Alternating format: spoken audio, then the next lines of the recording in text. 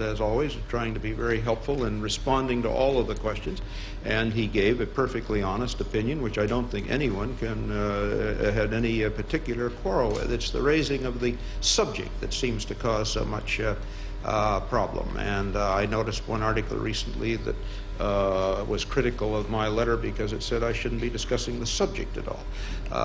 Well, there's a great temptation not to discuss the subject, but sadly others aren't quite as self-restrained. The subject is being discussed, but it's being discussed, frankly, as I said in the letter, inaccurately.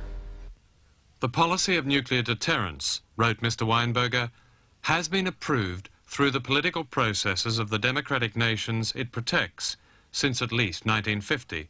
That is a fine example of official truth. It implies that the West's nuclear policy evolved through the normal democratic checks and balances, when in fact the policy was conceived in utmost secrecy.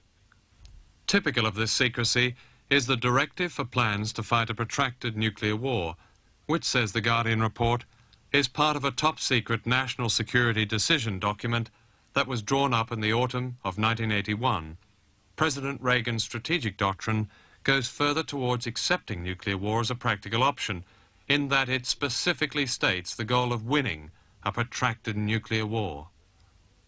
The decision to use nuclear weapons in Europe is purely a U.S. decision.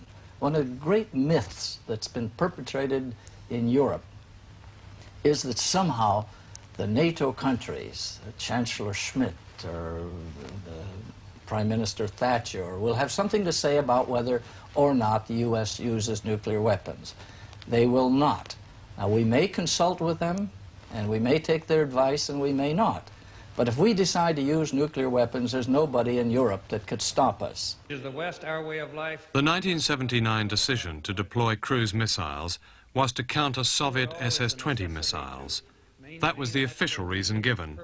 What is seldom mentioned is that on the integrated battlefield of Western Europe, there is already nuclear artillery and nuclear mines and all manner of small, convenient nuclear weapons.